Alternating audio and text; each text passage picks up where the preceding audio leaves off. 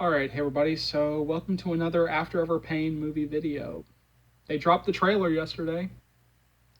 We got the final trailer for the last film of the After Main franchise. What a journey. Like, what a journey that we've taken, with all of these films.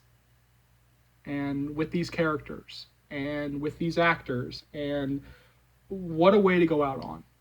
Because to me, this is the best trailer of the franchise. This is the best trailer they've released so far. Like there is no competition here. Like there is no competition. Like this is the best trailer they've given us so far. And I mean, from the shots to the cinematography to the editing of the music to Joe and Hiro being at the top of their respective games. I mean, all of these actors, and it really does show that After Ever Happy is going to go out on a very painful note, but a high note. That it is going to go out and kind of be like the best the best film in the franchise. That they really have stuck the landing when it comes to these final two films, and it was.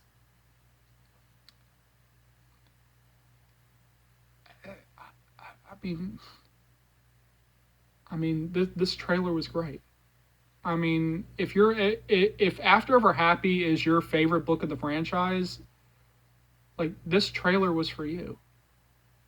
I mean, like this is showing that they're gonna give us everything that we ever wanted. They're gonna give us everything that the fans wanted. With the rumored runtime being an hour and 59 minutes, we're finally, allegedly getting a hour and 59 minute movie, a 2 hour movie, and it's gonna be pain. It's gonna be nothing but pain from beginning to end. It's gonna be like we are gonna get like some happy moments. But yeah, no, Hiro and Joe are at the top of their respective games, and at this point they are Hessa. At this point they are Hessa, and I don't know how anybody else is gonna do this. When it comes to the spin-offs, I don't know how any other actor is going to step into these roles because I can't see anybody else.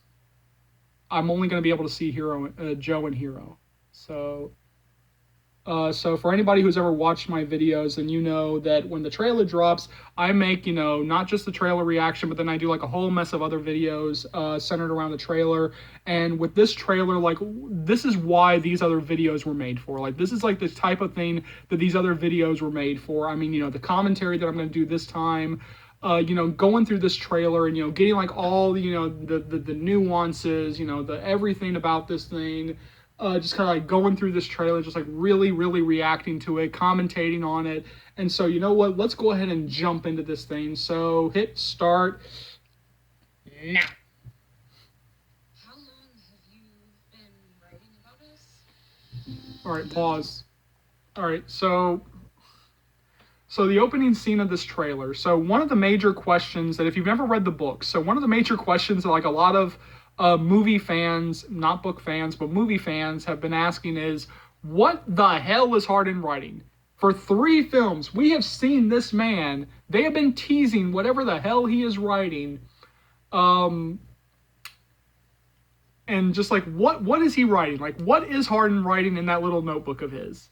Well, right here in the first 6 seconds, like before the trailer even really starts, right there, they answer the question that a lot of movie fans have been asking. As you see Tessa finding the manuscript for Hardin's book. Yeah, he's writing a book about the relationship between him and Tessa. That's called After. And book fans have not been looking forward to this. Book fans have not been looking forward to this moment because we know that it's very emotional.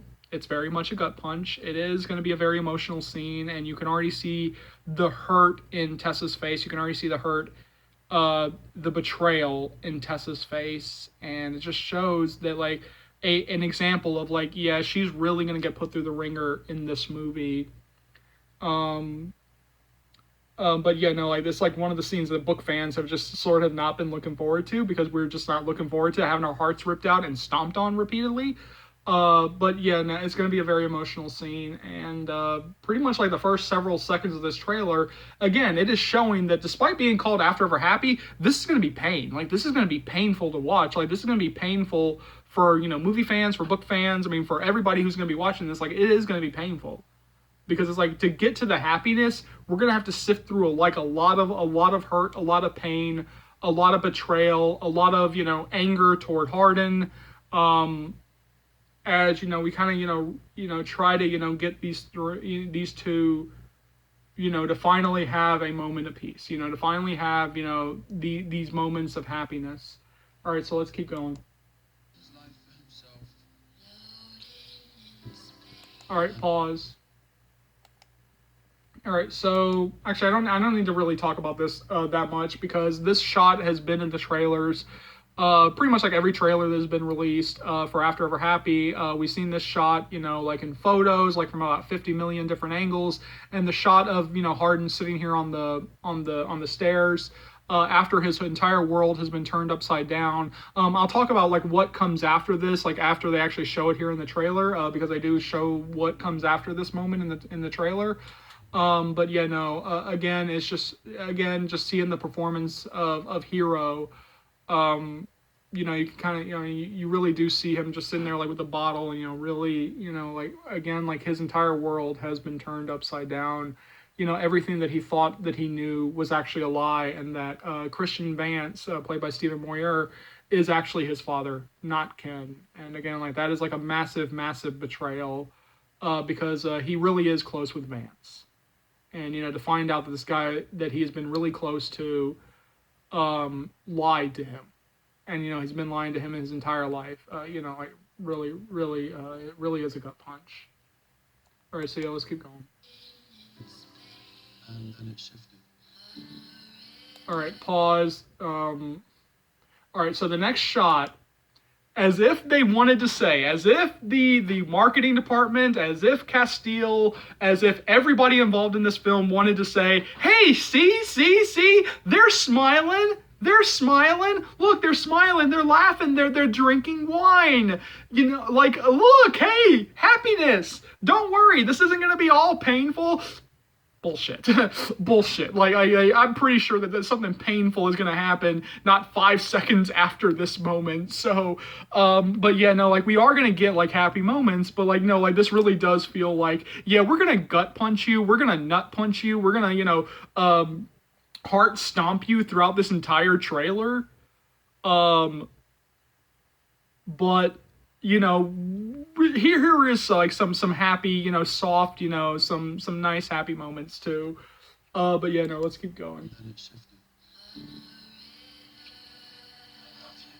And then again, we get like a really soft moment here of Tessa gripping, for Hardin, not wanting him to go. Hardin is getting up from the bed, getting ready to go away, and she literally reaches back for him and grabs his hand and pretty much tells him to stay. And again, just like after a happy moment, after a happy moment,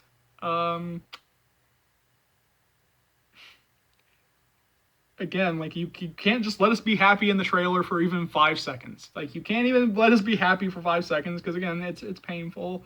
And this is clearly after the shot that we've seen, like in photos and everything, of Hardin carrying drunk Tessa. This is clearly post that. And so yeah, just as if showing, hey, we gave you about 2 seconds of happiness, but then we're right back, to just, all the tears, all the feels. So yeah, let's keep going. And of course, the Voltage Pictures logo. So many demons. And the next 2 shots are Hardin and Vance, kind of like having that heart to heart, having that, breakdown. Really having that conversation as he goes back, to kind of get the information, from Vance, like really listen to Vance, and then also getting the confirmation from his mom, played by the wonderful Louise Lombard, who has just been pitch perfect as Trish. And my one request for the young Hardin spinoff before is get back Louise Lombard. Don't recast Trish. Get back Louise Lombard. I am begging you. Get back Louise Lombard for before. I am begging you.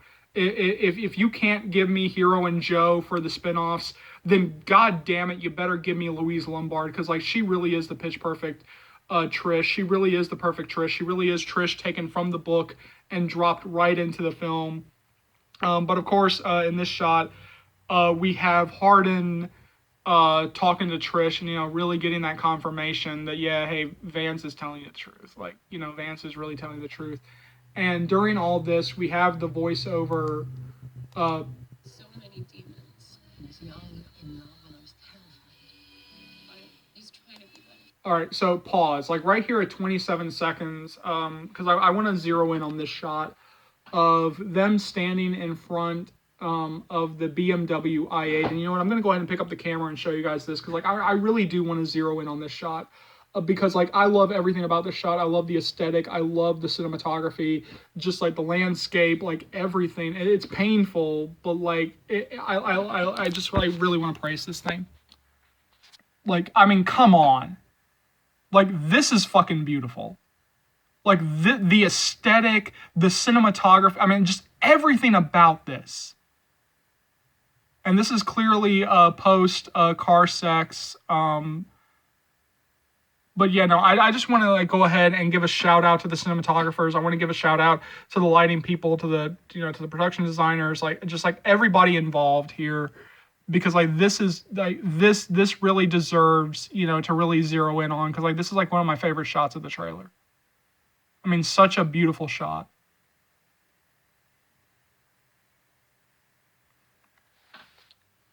All right, yeah. I'm not gonna do that a lot, but like I just really wanted to zero in on that shot.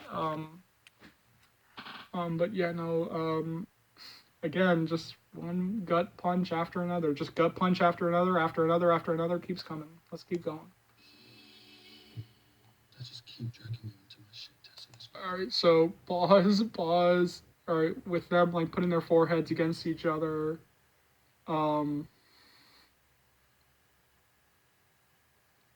And again, just Hardin, saying, I just keep dragging you into my shit, Tessa. It's not fair. It's not fair. It's not fair. It really isn't fair.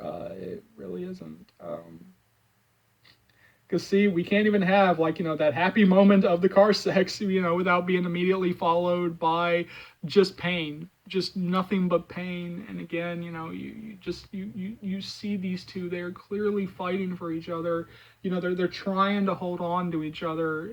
As we're sort of getting the divide, as we're sort of getting the separation here. I mean, but you can really see that you can see them fighting for each other. And like this is just painful to see here, and because again, like we know the separation is coming. We know that they're gonna have to separate for the good of both of them.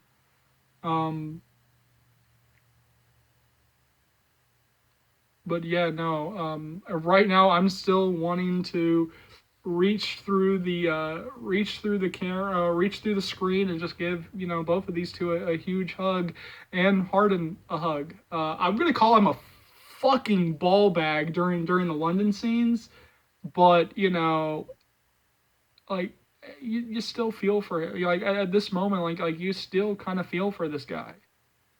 Yes, he's fucked up, and he knows that he's fucked up. He knows that he has all these traumas. He knows that he has all this anger, this pain, this hurt, and that he's trying, and in his very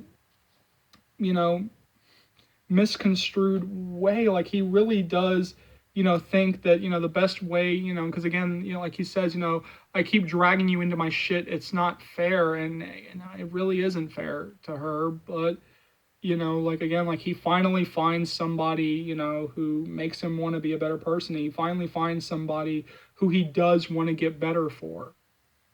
And again, it's just like when you have that trauma, when you do have all that, all those issues, it is hard. It is hard. And at some point, he just thinks that, it's better to hurt her and, push her away than, continue, to drag her into his shit. All right, let's keep going.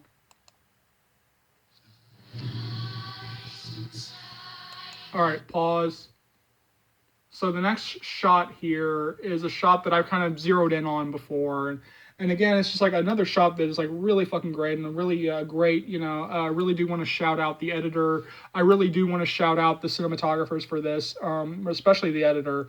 And is the shot of Hardin sitting there on the couch at the London party as the world literally fast forwards, by him, as the world literally moves around him at fast speed. It's like, again, like one of the best shots of this entire franchise. Like, it literally is, from an editing standpoint, like one of the greatest shots of this entire franchise. And again, he's a fucking ball bag in this. But again, I think that this is Hero's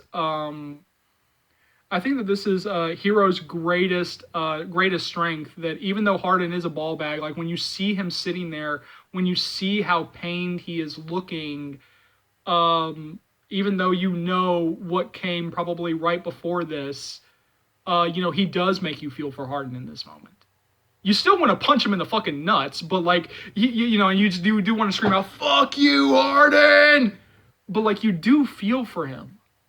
Because he's just such a broken guy at this point. Like, he's just so broken. The trauma is just so much. The addiction is just so much at this point. Just like, he's been through so much at this point, that even though we will just sit there going like, "Fuck you, Hardin," like you do feel for this guy a little bit. Like, you do. And I know that some people are going to disagree with me there. And I'm even disagreeing with myself a little bit there.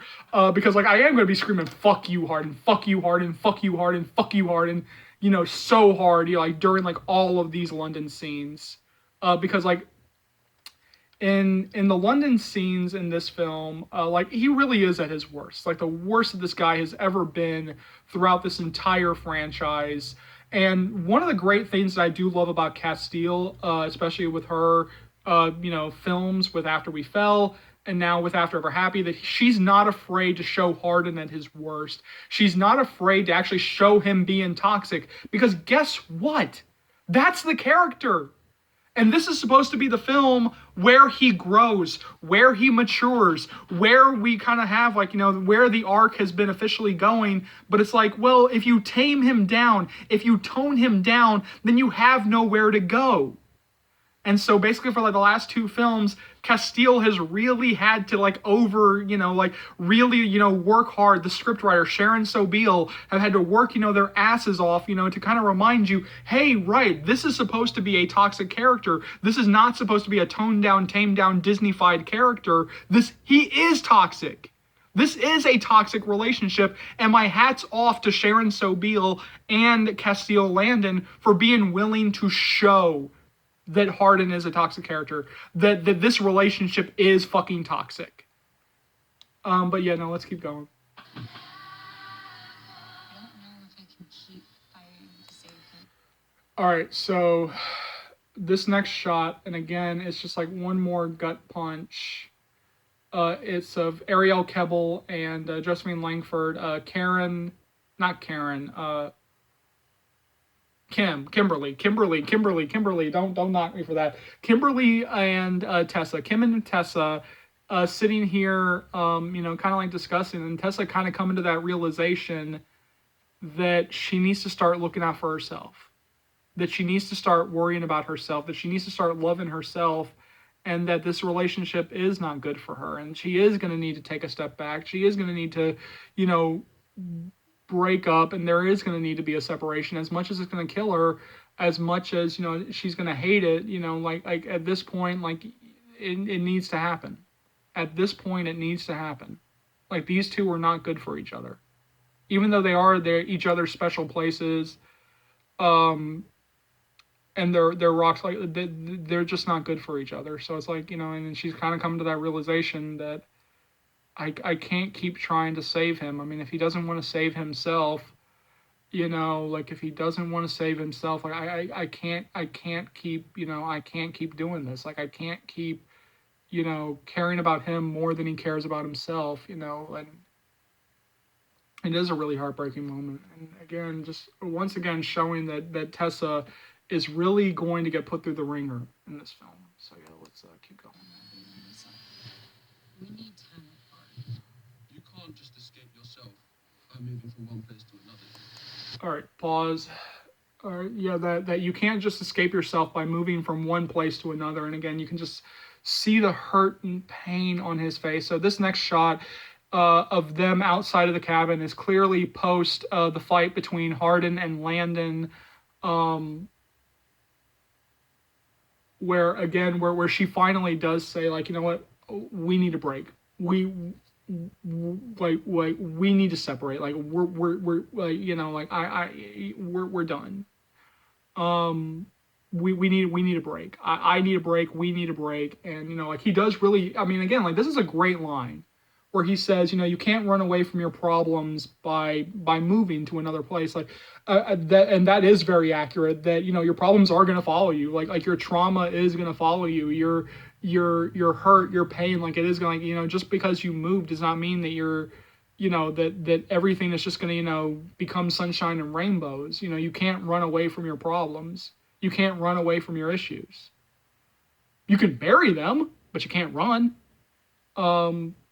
And again, you can just see the hurt and pain on this guy's face, like as he's literally, you know, trying his damnedest to hold on to her. Just trying his damnedest to not lose her. Let's keep going. Between their past. All right, pause.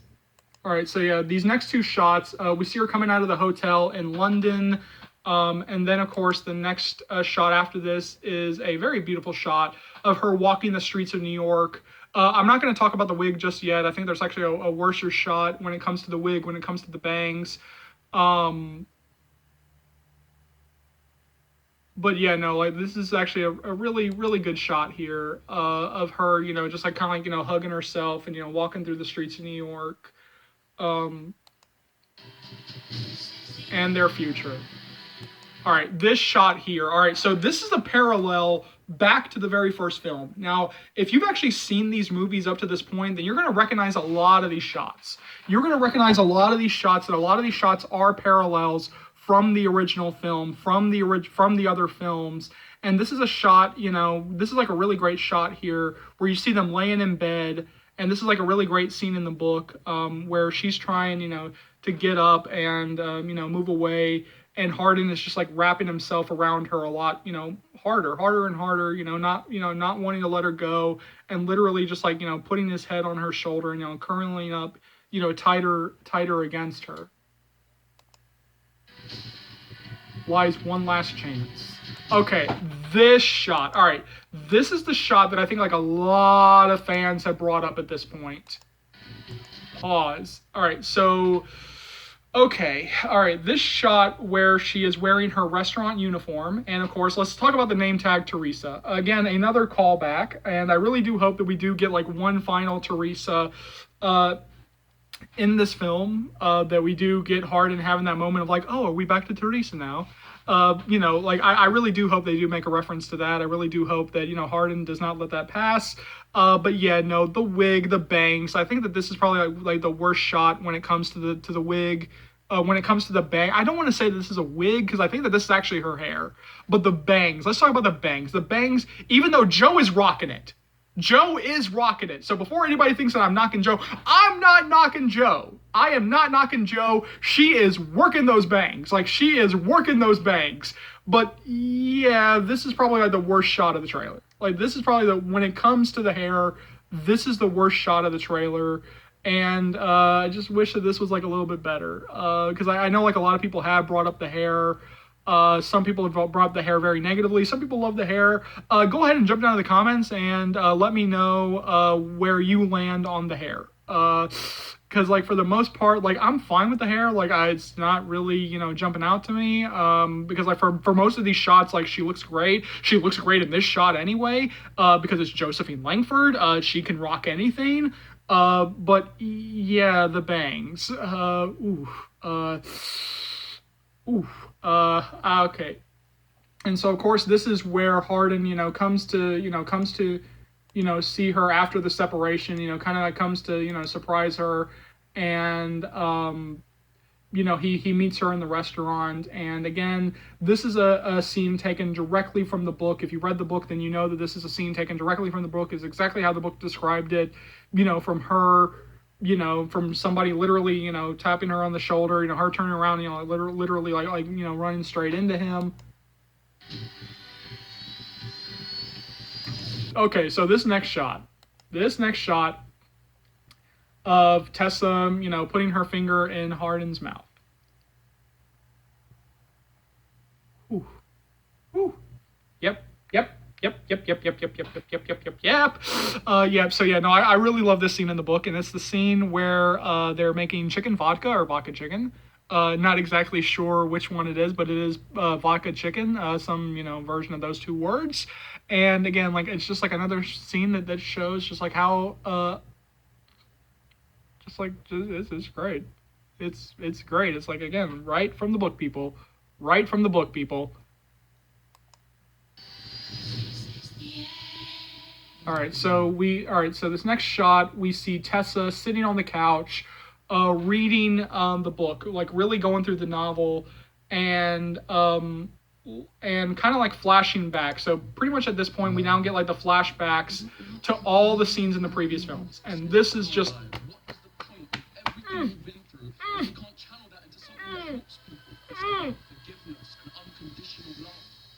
Is the kind of story afterwards. After? It's my journey after I met you.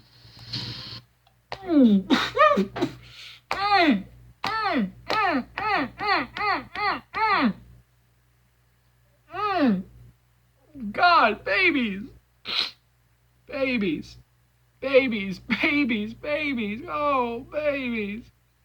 Oh, babies. Oh God, like that is just a rip your heart out moment as we see like all these shots, all the shots, from like all these films, and like all this journey that we've taken from the very first film. I don't want people reading about my life. This is our lives. What is the point in everything we've been through if we can't channel that into something that helps people? It's about forgiveness and unconditional love. That is the kind of story afterwards. After? It's my journey after I met you. Again, the performances here. It's my journey after I met. I mean, again, like the performances from these two. Like, we're just gonna have our hearts ripped out during this entire thing, aren't we? All right, so now we get like our title cards for our characters. Of course, Josephine Langford. This is before she goes to the party, before she goes to the London party, because you can see that the dress is very similar. All right, so this next shot, this sex scene, right before we get, Hero's title card, is the New York scene. It is the New York sex scene. It is a sex scene that like we're looking forward to.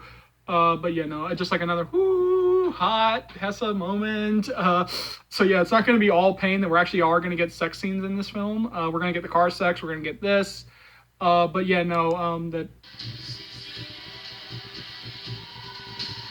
All right, so yeah, Hero finds Tiffin's title card. If you read the book, then you know that this is the funeral. This is the funeral. You can see all the cars lined up. You can see, the people walking in the background. Like, this is the funeral. This is the funeral for the character who dies in After Ever Happy. And again, just like one more example of him just getting put through the ringer, of Tessa getting put through the ringer in this film. But yeah, no. Yep, nothing but pain. And of course, we see a fight between Hardin and him fighting in the in the boxing ring and kind of losing his shit. Now, this next part is going to feel very weird because it's going to sound very weird because I'm going to slow this trailer down to a crawl. so I can really get, you know, like all these flashes that we see in these quick moments. All right, so let's go.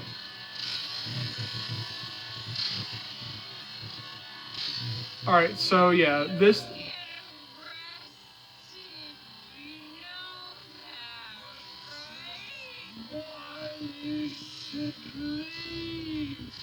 All right, pause. All right, so this is clearly after we see him sitting on the stoop, and we all knew where this was going. If you read the book, then you knew where this was going, because he is gonna burn down the house. Like, there's just too much shit that has happened in this house, and he just loses his fucking shit. He loses his shit and burns down the house. He starts the fire. And there is something in there that I'm wondering if they are actually going to, you know, keep from the book, from somebody who actually does end up in the house. I'm wondering if they're actually going to keep that. But yeah, no, that is what you were seeing here, is that he is going to burn down the house. So we are going to get the burning of the house. And Tessa, you know, is literally, you know, trying to get him to stop, you know, literally trying to you know, get him to leave, because he is going to get arrested. He is, like, she can't lose him again. She can't lose this guy. She can't lose him to, you know, go into jail. All right, let's keep going.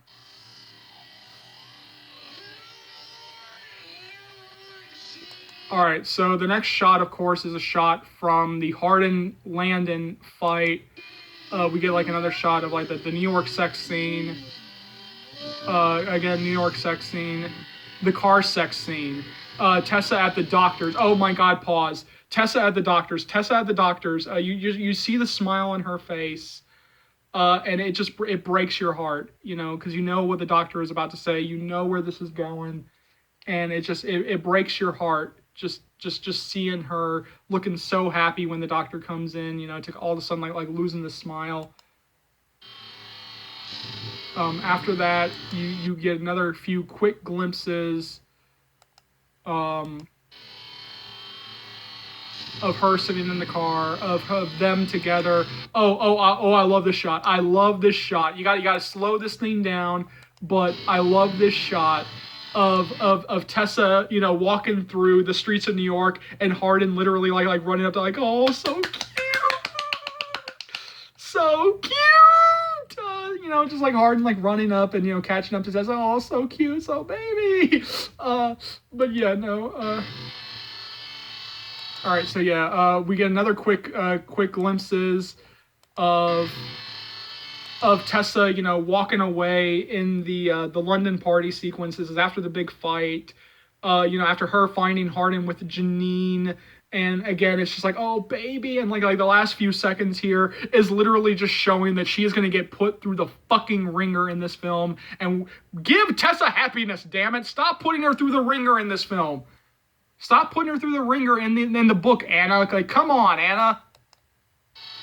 Like, let her be. All right. And so the next shot after that is literally of her on the ground. I mean, this, if you read the book, then you know exactly what this is.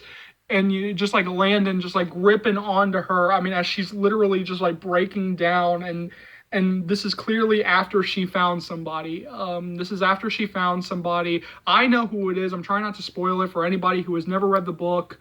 But yeah, no, if you read the book, then you know exactly what this scene is. You know exactly what she's breaking down over. You know that, you know, like Landon literally sitting there just like gripping on for dearly, you know, trying to comfort her. And just like, again, like Tessa's going to get put through the ringer. Oh, this shot. Ooh, this shot. Ooh, this shot.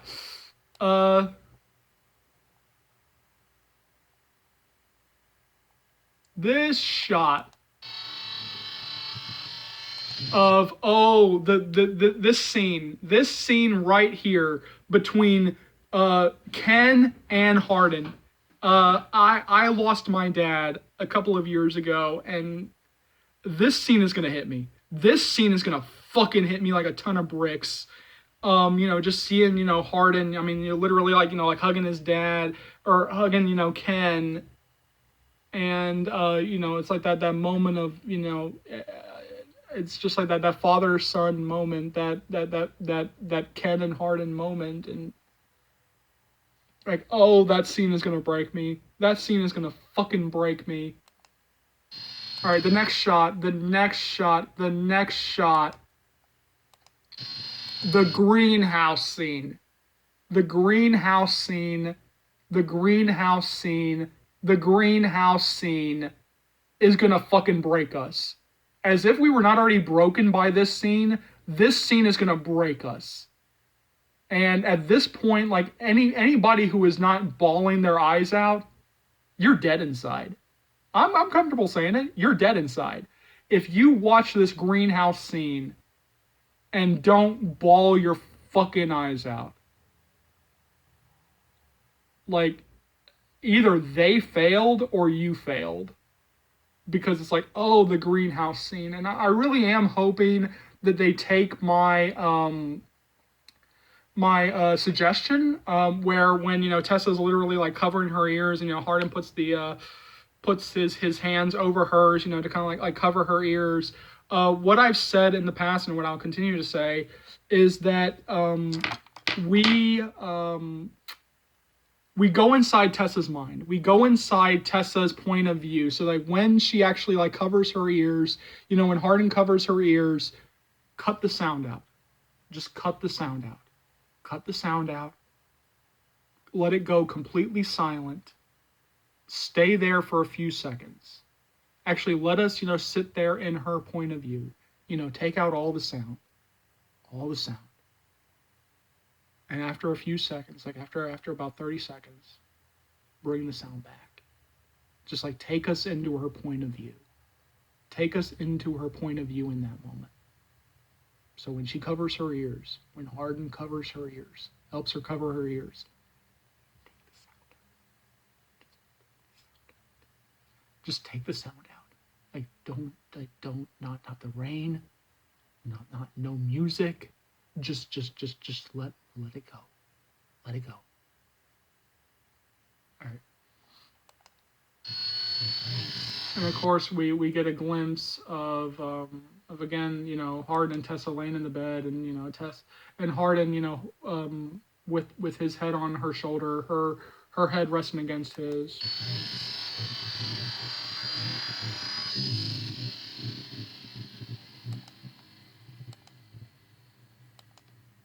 I'm pushing every ounce of my self-control. You have no idea. You were pushing every ounce of my self-control. Just wow, like whoa, what a way to end this trailer.